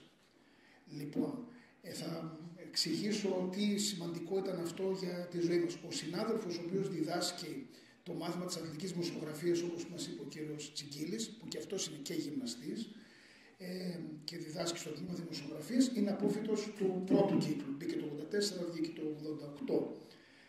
Και αργότερα ακολουθήσαμε το τμήμα δημοσιογραφίας. Γιατί είναι κάτι ιδιαίτερο και μάλιστα μέσα από την ευκαιρία που θα έχετε στο μέλλον, που θα έχουν στο μέλλον οι συνάδελφοι γυμναστές, αλλά και όποιος το θέλει να παρακολουθήσει μαθήματα του μεταπτυχιακού, είναι μια εξαιρετική ευκαιρία. Θα σας θυμίσω, αν και δεν είναι γυμναστής, το viral βιντεάκι που βλέπετε ακόμα και σήμερα και γελάμε, με τη συνέντευξη κάποιου παράγοντα αθλητικού σωματείου που δεν ήξερε τι να πει. Πόσες φορές συνάδελφοι γυμναστές ως προπονητές μιας ομάδας έχουν βρεθεί μπροστά σε μια κάμερα και πρέπει να μιλήσουν, σε μια συνέντευξη τύπου και δεν μπορούν να μιλήσουν. Πόσες φορές χρειάστηκε να γράψουν και δεν μπορούν να γράψουν. Μαθήματα λόγου, και αυτή είναι η πρόταση που καταθέτω εδώ, κάποιο μάθημα λόγου, ως μάθημα κορμού, ως μάθημα επιλογής ή ακόμη και στο μέλλον ως μάθημα ειδικότητας, η αθλητική δημοσιογραφία πρέπει να επιστρέψει στο προπτυχιακό πρόγραμμα των σπουδών, των ΤΕΦΑ, όλης της χώρας. Έχουμε αντικείμενα, τα γνωρίζετε όλοι, τα οποία προσελκύουν ίσως λίγο κόσμο, τα οποία είναι για αθλήματα, τα οποία έχουν κάποιο μικρό ενδιαφέρον, μπορεί να γίνουν Ολυμπιακά, μπορεί να ξαναβγούν από το πρόγραμμα, καλώς κάνουμε και τα έχουμε. Μαθήματα λόγου, αυτό καθεαυτό που μας είναι απαραίτητα σε εμάς τους γυμναστές, δεν υπάρχουν. Ο γυμναστής θα χρειαστεί, εκτός από το να δώσει μια συνέντευξη, θα χρειαστεί να κάνει κάποια παραγωγή για να προβάλλει το έργο του και τις σπουδές του, την επιστήμη του. Θα χρειαστεί να κάνει, να γράψει ένα κείμενο, να κάνει το σχολιαστή σε έναν αθλητικό αγώνα ή να κάνει το sportcast. Και αυτή ήταν και η ερώτηση που ήθελα να κάνω στο προηγούμενο πάνελ. Σήμερα στην εποχή, και είναι ένα ερώτημα, δεν τα απευθύνω σε αυτό, αλλά μπορούν να μας απαντήσουν και εδώ, σε μια εποχή στην οποία η τεχνητή νοημοσύνη απειλεί όλους τους επαγγελματικούς κλάδους, κατά πόσο απειλεί και τον κλάδο της δημοσιογραφίας. Από τη στιγμή που έχει live streaming ακόμα και τα τελευταία και ο πιο μικρός αγώνας και η τεχνητή νοημοσύνη μπορεί να εισπράξει όλα τα στοιχεία που θέλει, ποιος είναι ο αθλητής, ποιο είναι το νούμερο της φανέλας, πώς ονομάζεται, τι στοιχεία πληροφοριακά έχει και μπορεί να γράψει κείμενο και να κάνει και σπικάρισμα τι μας χρειάζονται εμάς. Και αυτό είναι μια ερώτηση που θέλω να την απευθύνω στο προηγούμενο πάνελ. Τώρα για την ακεραιότητα, και θα κλείσω με αυτό γιατί έφυγε ο χρόνος. Έχω και εγώ την ιδιότητα το 2008 του παρατηρητή της Διαρκούς Επιτροπής Αντιμετώπισης Βίας και είμαι ο υπεύθυνος ακεραιότητας της Ελληνικής Ομοσπονδίας Χόκεϊ. Πρόεδρος εκείνη, πρόεδρος των Ελλήνων Ολυμπιονικών, η κυρία Βούλα Ζιγούρη. Ορίστηκαν, και αυτό είναι μια προς τους δικηγόρους ερώτηση, ορίστηκαν υπεύθυνοι αθλητικής ακεραιότητας σε όλες τις ομοσπονδίες. Υπάρχουν οι ανεξάρτητες αρχές όπως η Διαρκής Επιτροπή Αντιμετώπισης Βίας. Τι εκπαίδευση λαμβάνουν? αυτοί που ορίστηκαν επειδή εξελέγησαν στα διοικητικά του συμβούλια και ήταν μια θέση κύρους αυξημένου, ή έπρεπε πρώτα να περάσουν τη βάσανο της εκπαίδευσης, η οποία λείπει και από εμάς ως γυμναστές, και κατά πόσο πρέπει πρώτα να βγάλουμε τους υπεύθυνους αθλητικής ακεραιότητας και μετά να τους εκπαιδεύσουμε. Θα τους εκπαιδεύσουμε?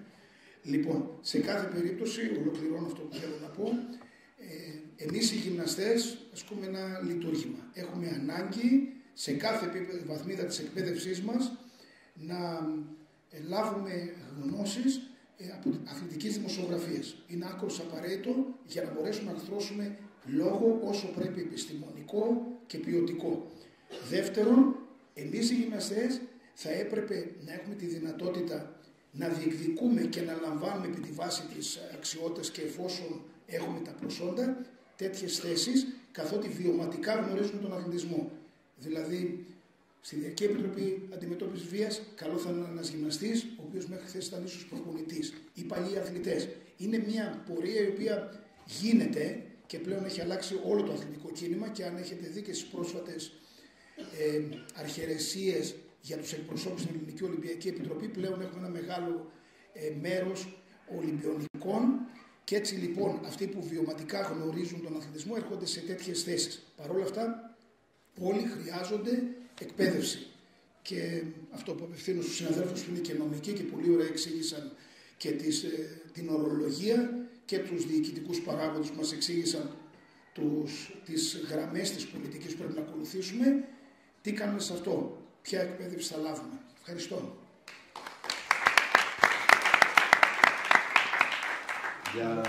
Για μισό λεπτό απλά, είναι κάτι που κατά τη διάρκεια της συνεδρίας συζητήσαμε με τον Παναγιώτη, το πώς ορίζονται οι υπεύθυνοι ακεραιότητας μέσα στις ομοσπονδίες. Προφανώς υπάρχει έλλειμμα, προφανώς δεν υπάρχουν κριτήρια εκπαίδευσης και προφανώς δεν υπάρχει αυτή η κουλτούρα της εκπαίδευσης πριν να αποφασιστεί μια θέση στον ελληνικό αθλητισμό και όχι μόνο.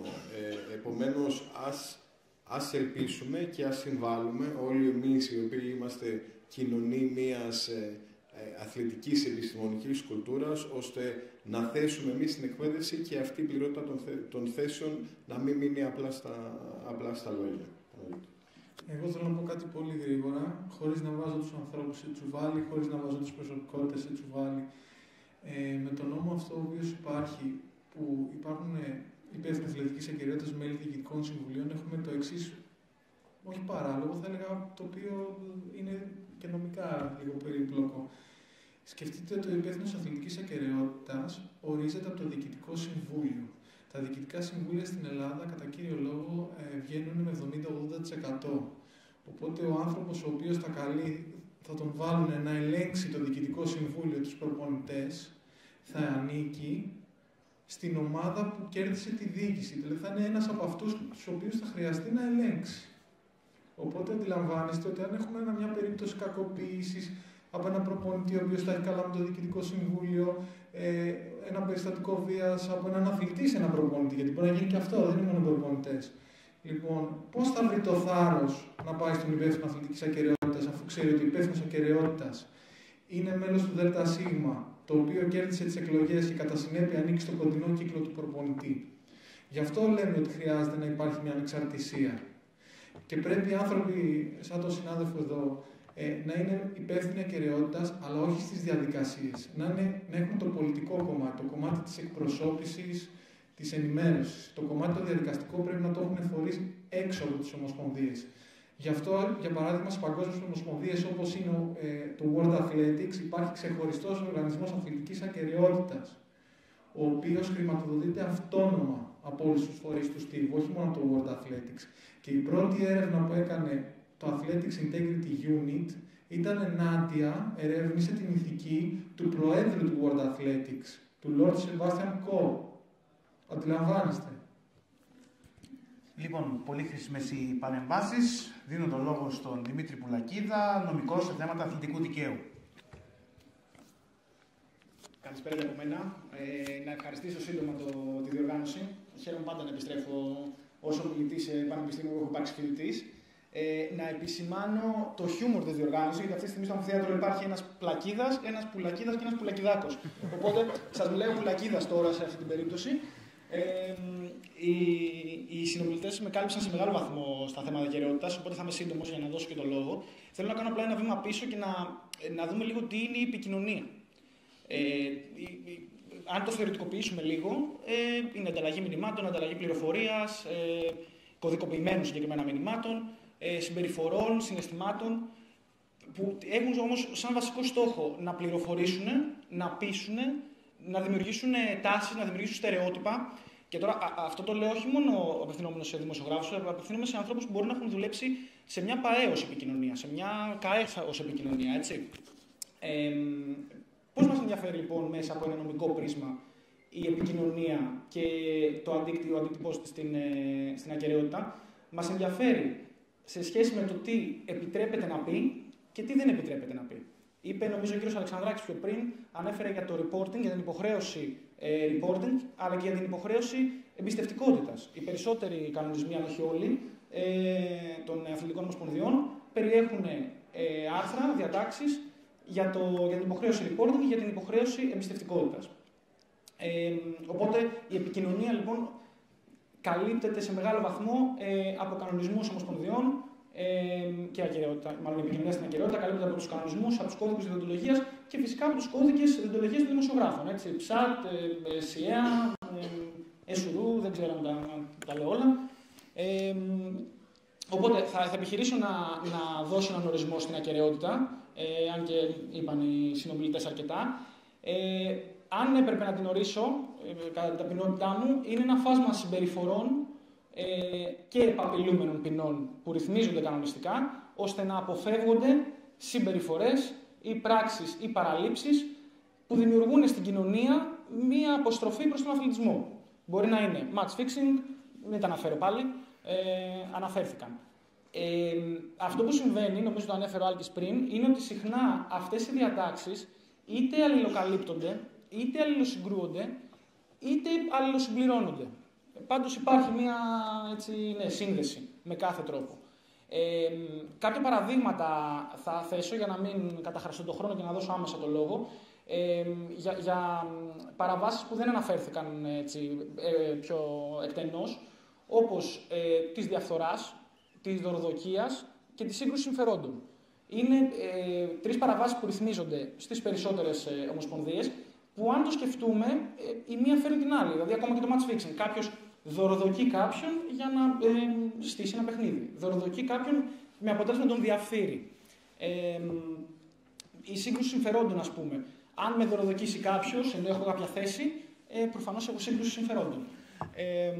Υπάρχουν παραδείγματα, να τα πω πολύ γρήγορα.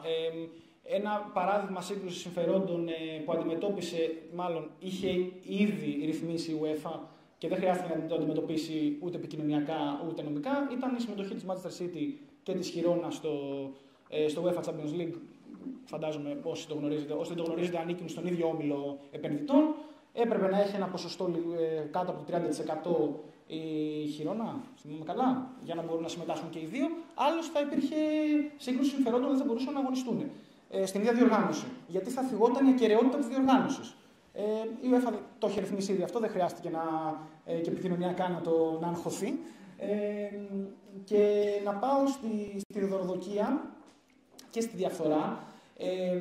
Οι κανονισμοί συγκεκριμένα της FIFA και της ΕΠΟ που έχω στο μυαλό μου και θα επιστρατεύσω το σκονάκι μου, χρησιμοποιούν. Καταρχάς να πω ότι είναι ενδιαφέρον ότι η πρώτη δωροδοκία δεν έγινε στην Ελλάδα. Έτσι. Η πρώτη καταγεγραμμένη δωροδοκία ήταν του Νέρονα σε αρματοδρομίες, καταγεγραμμένη εννοώ, το 67 μετά Χριστόν. Οπότε είναι ενδιαφέρουσα πληροφορία, δεν ήμασταν πρώτοι σε αυτό. Είμαστε όμως ίσως καλοί, δεν ξέρω. Λοιπόν, η FIFA λοιπόν και η ΕΠΟ έχουν θέσει συγκεκριμένα κριτήρια τα οποία πρέπει να πληρούνται σωρευτικά για να γίνεται για να γίνει δεκτό ένα δώρο, ας πούμε. Τα οποία, όπως καταλαβαίνετε, δεν μπορούν να πληρούνται και τα 5 συγκεκριμένα, να έχει συμβολική αξία, να μην έχει επιρροή στην εκτέλεση των καθηκόντων, να μην επηρεάζουν την άσκηση, να μην παράγουν οποιοδήποτε αθέμητο πλεονέκτημα και να μην δημιουργούν σύγκρουση συμφερόντων. Καταλαβαίνετε ότι είναι σχεδόν αδύνατο, οπότε πρακτικά απαγορεύεται η δωροδοκία.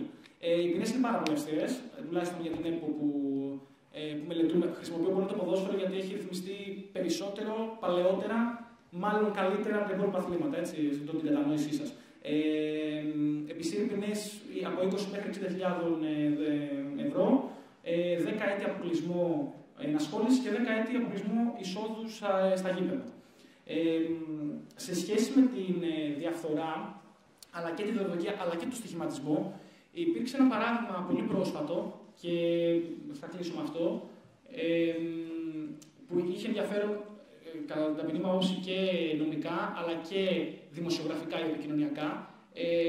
Βγήκε μια ανακοίνωση μιας ομάδας ελληνικής, η οποία έλυσε συμβόλαιο ποδοσφαιριστή της και έκλεισε την ανακοίνωση με το να πάει στην αγαπημένη του πόλη, την Τάδο τέλος πάντων. Μια συγκεκριμένη πόλη, ναι, υποδεικνύοντας ότι ο συγκεκριμένος παίκτης είτε χρηματίστηκε είτε επηρεάστηκε προκειμένου να χάσει η ομάδα του και να κερδίσει η άλλη ομάδα.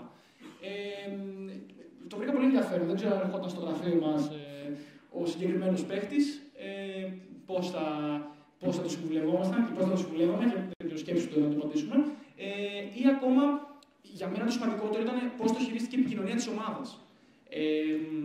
Γιατί είναι πολύ σημαντικό, ο Άλκης έχει εργαστεί σε πάρα πολλά χρόνια, η επικοινωνία, το τμήμα επικοινωνίας της ομάδας να έχει μια άμεση επαφή με το νομικό τμήμα της ομάδας. Γιατί μπορεί να βγάλει μια ομάδα μια τέτοια ανακοίνωση, να πει, να καταδείξει, χωρίς φαντάζομαι στοιχεία, γιατί αν υπήρχαν στοιχεία θα είχαν πάει στις αρμόδιες αρχές, να καταδείξει έναν ποδοσφαιριστή, να τον εξυβρίσει, να θίξει την προσωπικότητά του. Επισύρει ποινές, τα είπατε πριν, αστικές, ποινικές, πειθαρχικές.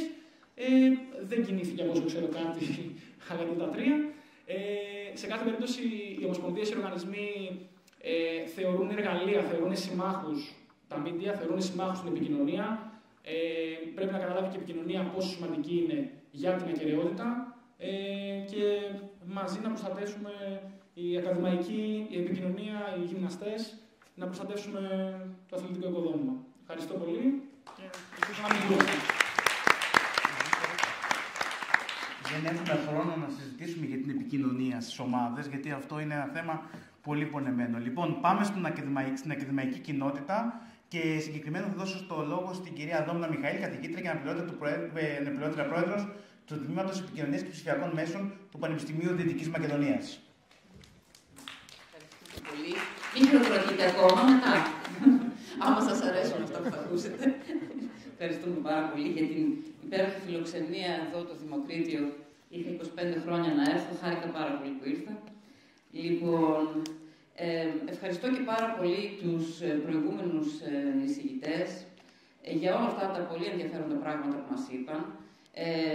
Άγγιξαν και το χώρο, το δικό μας το χώρο των κοινωνικών επιστημών σε πολλές περιπτώσεις, ειδικά ο κ. Πανούτσος όταν αναφερόταν στη συμπερίληψη και όλα αυτά. Λοιπόν, είμαστε λοιπόν εδώ και συζητάμε για τον ρόλο της επικοινωνίας, για την προώθηση της ηθικής, της διαφάνειας, του fair play, της συμπερίληψης, της χειραγώγησης, του topic, όλα αυτά τα πολύ ενδιαφέροντα ζητήματα. Εγώ ως κοινωνική ανθρωπολόγος και προερχόμενη από το χώρο της εκπαίδευσης, θέλω να στρέψω το προβολέα σε τρία ζητήματα που είναι βασικά ζητήματα για την εκπαίδευση, σε ζητήματα επικοινωνίας και αθλητικής επικοινωνίας και επικοινωνίας του αθλητισμού, όπως θέλετε πείτε το. Το ένα θέμα είναι η γλώσσα και η ρητορική που χρησιμοποιείται στα μέσα ενημέρωσης. Το έθιξε προηγουμένως, το έθιξαν και στο προηγούμενο πάνελ, αλλά και εδώ θύχτηκε. Έχουμε ο λόγος αυτός και η ρητορική βρίθουν εθνικιστικών, έμφυλων, σεξιστικών, ρατσιστικών και πάσης φύσεως τέτοιων χαρακτηριστικών. Γιατί λείπει η εκπαίδευση, είπε ο προλαλής σας εδώ δίπλα μου. Λείπει η εκπαίδευση, λείπει η κουλτούρα, κάτι λείπει πάντως. Και η κυρία Παπαϊωάννου σε ένα πρωινό πάνελ αναφέρθηκε σε κάποια ζητήματα σχετικά. Λοιπόν, δεύτερον, οι αφηγήσεις και οι συμβολισμοί στον αθλητισμό, δηλαδή οι ιστορίες ηρωισμού, θυσίας, νίκης, ήττας, που επηρεάζουν τη συνολική, συλλογική πρόσληψη της ακεραιότητας. Έπειτα, ένα άλλο ζήτημα στο οποίο θα επιθυμούσα να στρέψω τον προβολέα, η δυναμική των κοινωνικών δικτύων. Εδώ εξετάζουμε το πώς η ψηφιακή επικοινωνία μπορεί να επηρεάσει την ηθική στον αθλητισμό. Πέρα από αυτό, όμως, υπάρχει και ένα άλλο ζήτημα, ο ρόλος των φιλάθλων.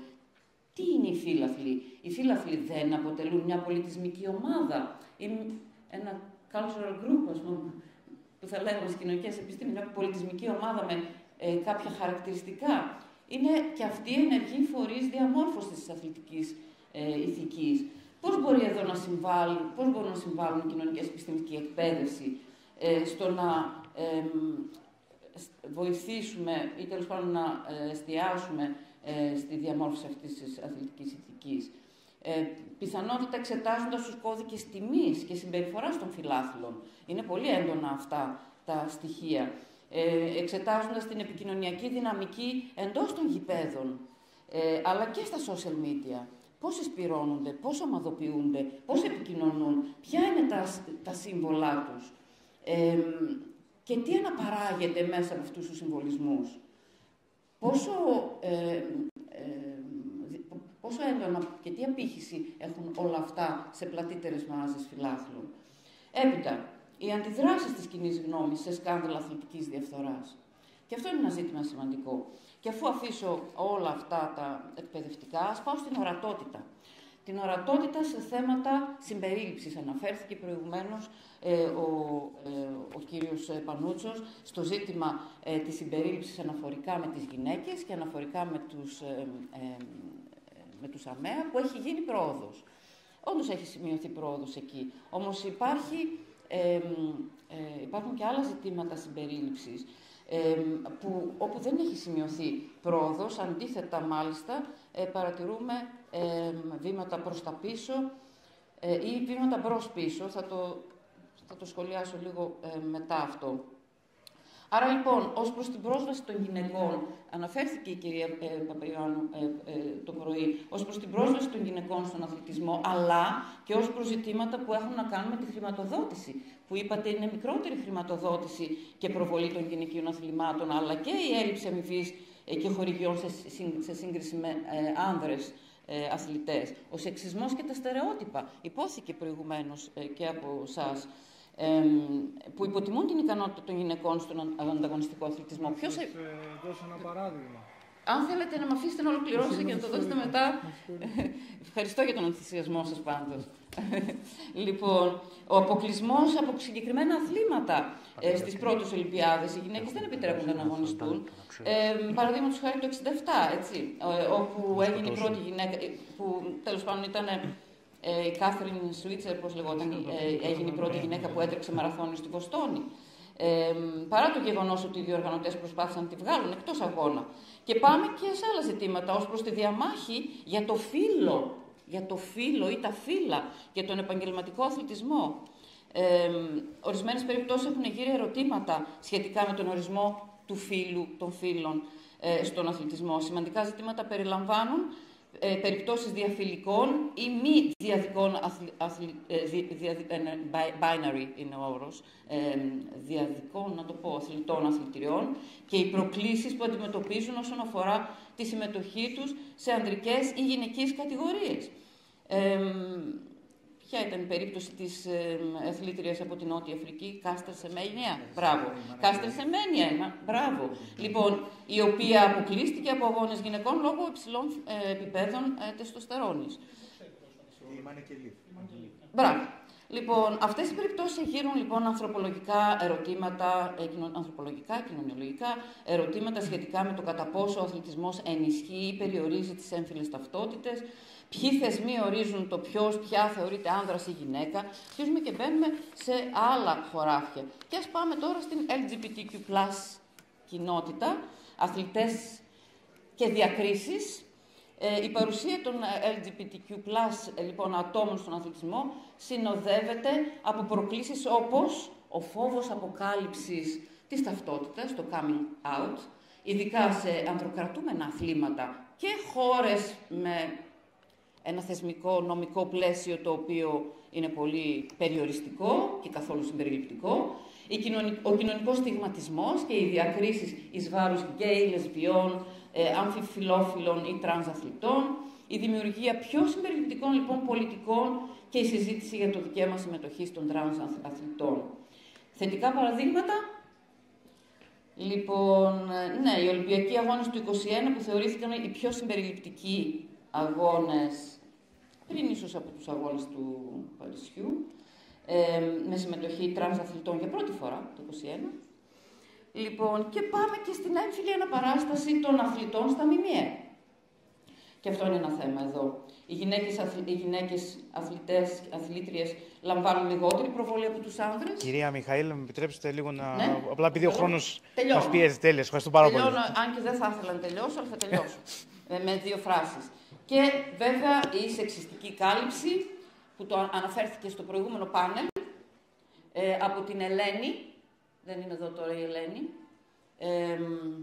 Πώς λέγεται το Μπράβο, Τσελκατίδου, η οποία είπε ότι τα ζητήματα τα οποία πουλούσαν είχαν σχέση με τις γυναίκες και ειδικά τις εμφανίσιμες γυναίκες αθλήτριες.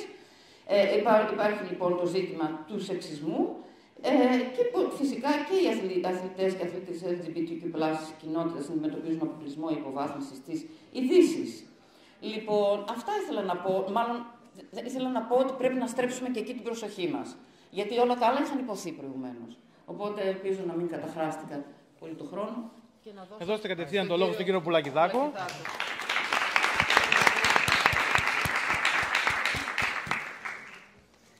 Ξεκινάω. Βεβαίως. Λοιπόν, επειδή έχουμε μπει σε fast track διαδικασίες, έτσι είμαστε fast track διαδικασίες, εγώ θέλω λίγο να επεκτείνω τον ορισμό της ακεραιότητας. Καθότι Πουλακιδάκος, να επεκτείνω αυτό που είπε ο κύριος Πουλακίδας, έτσι καταλαβαίνετε λίγο. Υπάρχει μια διαλεκτική, έτσι, υπάρχει μια έντονη διαλεκτική σε αυτό το πάνελ και με το προηγούμενο έτσι κι αλλιώς. Θεωρώ ότι όλα αυτά τα ζητήματα που πολύ ορθά έχουν τεθεί μέχρι στιγμής σε αυτό το πάνελ, όλα αυτά που μπορεί να περιλαμβάνει, ας πούμε, η ακεραιότητα, η συμπερίληψη, όλα που έχουν ακουστεί έτσι, δεν θα αντιμετωπιστούν και δεν μπορούν να αντιμετωπιστούν με κάποιο τρόπο ριζικά, όσο τα αντιμετωπίζουμε πρώτα απ' όλα σαν προβλήματα που μπορεί να υποβαθμίζουν το αθλητικό προϊόν. Δεν πρέπει να μας ενδιαφέρει αν πουλάει ή δεν πουλάει κάτι. Έτσι. Πρέπει να μας ενδιαφέρει ο αθλητισμός ως ένα αντικαθρέφτισμα κοινωνικών αξιών, τι αξίες θέλει να αναμεταδίδει μέσω του ιδίου του σώματος, ας το πούμε έτσι, και της λειτουργίας του στην κοινωνία. Έτσι, το ίδιο ισχύει φυσικά και για τα media. Δηλαδή, να το πω λίγο διαφορετικά, ότι η ακεραιότητα για μένα δεν είναι κάτι που θα βλάψει την εμπορική εικόνα ενός αθλήματος. Είναι αυτό που θα βλάψει την εικόνα εν κοινωνικό, ας πούμε, κατά κάποιο τρόπο συνόλο ενός αθλήματος, αντιπαρατηθέμενη αυτή η εικόνα, όταν αντιπαρατίθεται ειδικά, σε θεωρούμενες και δυστυχώς μη τηρούμενες τέλος πάντων, αλλά σε θεωρούμενες ως πανανθρώπινες, ας πούμε, αξίες της προσωπικότητας, της ατομικής ακεραιότητας και ούτω καθεξής, έτσι, των ατομικών και κοινωνικών δικαιωμάτων όλων των ανθρώπων, όλων των έμβιων υπάρξεων, που δυστυχώς υφίστανται όλες αυτές τέλος πάντων τις προκατηλημένες συμπεριφορές, έτσι, όλη αυτή τη διάκριση και ούτω καθεξής. Όσο συζητάμε αυτά τα πράγματα στη βάση του τι πουλάει, τι δεν πουλάει, είμαστε χαμένοι από χέρι. Αυτό το τι πουλάει, τι δεν πουλάει δημιουργεί αυτά τα προβλήματα. Έτσι. Και φυσικά, επεκτείνοντας το λίγο στο κομμάτι, να το πω έτσι, της πληροφορίας, επειδή αναφέρθηκε πριν και ο κύριος Παπαντονίου, που είναι Πουλαντονίου, έτσι, δεν είναι Παπαντονίου. Λοιπόν, το λέγαμε και πριν. Λοιπόν, σε αυτό το κομμάτι λοιπόν της πληροφορίας, η ακεραιότητα του αθλητισμού, όπως και η ακεραιότητα και άλλων υποσυστημάτων κοινωνικών, έτσι, περνάει αναπόφευκτα πλέον μέσα από την ακεραιότητα της πληροφόρησης και της ενημέρωσης. Έτσι. Υπάρχουν πάρα πολλά ζητήματα, τέθηκαν ορισμένα από αυτά τέλος πάντων από τους ομιλητές εδώ πέρα, γι' αυτό δεν θέλω να εμβαθύνω τέλος πάντων περισσότερο. Να πω βέβαια ότι είναι κάτι αυτό που θα αναπτύξω περισσότερο αύριο σε μια σχετική εισήγηση που έχω, ότι υπάρχει ανάγκη, και αύριο θα φέρω και σαν έτσι κάπως παράδειγμα, σαν ένα case study, ας πούμε, συζήτηση, την περίπτωση του Man και Leaf, που αναφέραμε μόλις τώρα. Έτσι, υπάρχει πάρα πολύ μεγάλη ανάγκη εφαρμογής αρχών, ας το πούμε έτσι, ελέγχου, εγκυρότητας, αξιοπιστίας της δημόσιας πληροφόρησης και στην αθλητική δημοσιογραφία. Μολονότι συνήθως μπορεί να μας φαίνεται λίγο αστείο αυτό το πράγμα και να λέμε ότι εντάξει, συνήθως οι εφημερίδες, τα μέσα και τα σχετικά διαχέουν αναξιόπιστη πληροφορία σε ζητήματα που έχουν να κάνουν με μεταγραφές. Ας πούμε, υπάρχουν από το πολύ ωραίο αρχείο του Γκαζέτα, της Αθλητικής Οίκου στον Γκαζέτα, κάτι πρωτοσέλιδα του 1996 που έχω ξεχωρίσει. Τότε ο Στέλιος Γιαννακόπουλος ήταν έτοιμος να υπογράψει τον Παναθηναϊκό. Νομίζω την ιστορία την ξέρουμε, τι ακολούθησε. Έτσι. Ο Γκρεγόρ Φούτσκα, επειδή είμαι και μπασκετικός, επίσης θα ερχόταν στον Παναθηναϊκό. Ήταν έτοιμος να υπογράψει στον Παναθηναϊκό. Πρωτοσέλιδα όλα αυτά, έτσι. Εννοείται δεν ήρθε ποτέ ο άνθρωπος και ούτω καθεξής. Αλλά δυστυχώς τα προβλήματα μπορεί να είναι και σοβαρότερα. Τύπου Κάστερ Σεμένη, η Μάνα Κελίφ και ούτω καθεξής. Και αυτό είναι ένα θέμα που τέλος πάντων πρέπει να το συζητάμε. Κλείνοντας, έτσι σαν παράδειγμα για να καταλάβουμε πόσο ακόμα προβληματική είναι η υπόθεση, ειδικά στο κομμάτι των έμφυλων διακρίσεων, ακόμα και αν θεωρούμε τις γυναίκες το έτερο μισό της κοινωνίας, όπως στερεοτυπικά λέγεται και τα σχετικά, αλλά παρόλα αυτά ούτε καν αυτή τη στερεοτυπική για τα μάτια του κόσμου έκφραση δεν τηρούμε. Θα σας διαβάσω πολύ πρόσφατο θέμα που δημιουργήθηκε τις τελευταίες 2-3 μέρες και έχει να κάνει πάρα πολύ με την ακεραιότητα του αθλητισμού, έτσι αυτό το πράγμα εννοείται προφανώς. Την καταγγελία βολεϊμπολίστριας αθλήτριας του Παναθηναϊκού, στρίβω το μαχαίρι στην καρδιά μου, έτσι, Παναθηναϊκός, έτσι, αυτή τη στιγμή, αυτό κάνω, για να καταλάβετε. Λοιπόν, της Αθηνάς Παπαφωτίου, λοιπόν, για προστασία της μητρότητας στον επαγγελματικό αθλητισμό, η οποία η κυρία Παπαφωτίου κατήγγειλε, μιλώντας σε μια ενότητα τέλος πάντων συνεδρίου, με θέμα ισότητα στον αθλητισμό, ισότητα που, έτσι, πουθενά δεν υπάρχει ισότητα, μην κοροϊδευόμαστε. Λοιπόν, και ακριβώς δεν υπάρχει ισότητα γιατί το θέμα είναι τι πουλάει και τι δεν πουλάει. Και πουλάνε, όσο υπάρχει περισσότερο marketing, ας πούμε, και κερδοσκοπία, δεν πρόκειται ποτέ να υπάρχει ισότητα, έτσι. Ούτε ποιοτική ισότητα, ούτε ποσοτική. Γιατί δεν είναι μόνο το θέμα να δείχνουν περισσότερο γυναίκες, να μην τις δείχνουν και με σεξιστικό τρόπο, έτσι, αυτό που λέγαμε και πριν. Λοιπόν, και λέει λοιπόν ουσιαστικά η εν λόγω αθλήτρια ότι οι αθλήτριες μένουν ουσιαστικά ξεκρέμαστες σε περίπτωση μιας εγκυμοσύνης. Ουσιαστικά δηλαδή μας λέει ότι εγώ κάθε χρόνο υπογράφω στο συμβόλαιό μου όρο πως αν μείνω έγκυος, αυτόματα αυτό το συμβόλαιο θα ακυρωθεί. Επαγγελματικός αθλητισμός, κυρίαρχο άθλημα, βόλεϊ, έτσι. Δεν είναι, ξέρω εγώ, στο χόκεϊ επιχόρτου ή οτιδήποτε. Έτσι, πάρα πολύ λαοφιλές, ας πούμε, άθλημα. Επαγγελματικό, πολύ μεγάλο σωματείο. Επίσημο, υπάρχει ρήτρα στο συμβόλαιο. Στο συμβόλαιο, δεν είναι στο μιλητό και δεν υπάρχει πουθενά απόδειξη. Εδώ ρήτρα στο συμβόλαιο. Τα οποία υποτίθεται συμβόλαια ελέγχονται από την Επιτροπή Επαγγελματικού Αθλητισμού. Ποιος ελέγχει τι, κοροϊδευόμαστε? Κοροϊδευόμαστε, προφανώς. Και όσο προφανώς μπαίνουμε σε μια διαδικασία να συζητάμε την ακεραιότητα με τη λογική του τι πουλάει, τι δεν πουλάει, τι είναι ελκυστικό, τι είναι ελκυστικό, τι ας πούμε μπορεί να θίξει τον αθλητισμό και να απομακρύνει φιλάθλους και στοιχηματισμό και λεφτά και τα σχετικά, δεν πρόκειται να το λύσουμε αυτό το πράγμα. Δεν έχει να κάνει με το τι πουλάει, τι δεν πουλάει. Δεν πρέπει να μας ενδιαφέρει επί της ουσίας τι πουλάει, τι δεν πουλάει. Γιατί αυτό το σύστημα είναι, δηλαδή, είναι δομικό το πρόβλημα της μη ύπαρξης ακεραιότητας που περιλαμβάνει όλες αυτές τις πτυχές που συνοψίστηκαν, ας πούμε, πολύ ωραία σε αυτό το πάνελ. Και για να αποκαταστήσουμε ή τέλος πάντων να βελτιώσουμε αυτή τη συνθήκη της ακεραιότητας, πρέπει να αρχίσουμε να αλλάξουμε το σύστημα και να αλλάξουμε τη λογική, την κυρίαρχη λογική του συστήματος. Κερδοσκοπικά δεν πάμε πουθενά. Και η απόδειξη είναι εδώ, μπροστά μας. Σε πολύ mainstream περίπτωση. Όχι κάτι που θα φύγει, ας πούμε, να μας ξεφύγει της προσοχής. Εδώ, νάτι. Ούτε παράνομα ύποπτα στοιχηματικά κέντρα κάπου, ξέρω εγώ, στην Ασία ή οπουδήποτε αλλού. Εδώ, στην Ελλάδα, στο γυναικείο βόλεϊ, σε επίσημο συμβόλαιο. Αυτά. Να σας ευχαριστήσουμε πάρα πολύ. Πρέπει να διευκρινίσω, επειδή ήταν παράληψή μου, ότι ο κ. Πουλακιδάκος είναι επίκουρος καθηγητής, υπεύθυνος πρακτικής άσκησης τμήματος επικοινωνίας και ψηφιακών μέσων Πανεπιστημίου Δυτικής Μακεδονίας. Ο χρόνος μας πιέζει, γιατί ακολουθούν και το πρόγραμμα είναι πιεσμένο. Και να σας ευχαριστήσω πάρα πολύ για όλα αυτά που μας είπατε. Ήταν πάρα πολύ ενδιαφέροντα. Μακάρι να είχαμε περισσότερο χρόνο και να πούμε περισσότερα, γιατί και νομίζω και το κοινό θα ήθελε να ακούσει ακόμη περισσότερα από εσάς.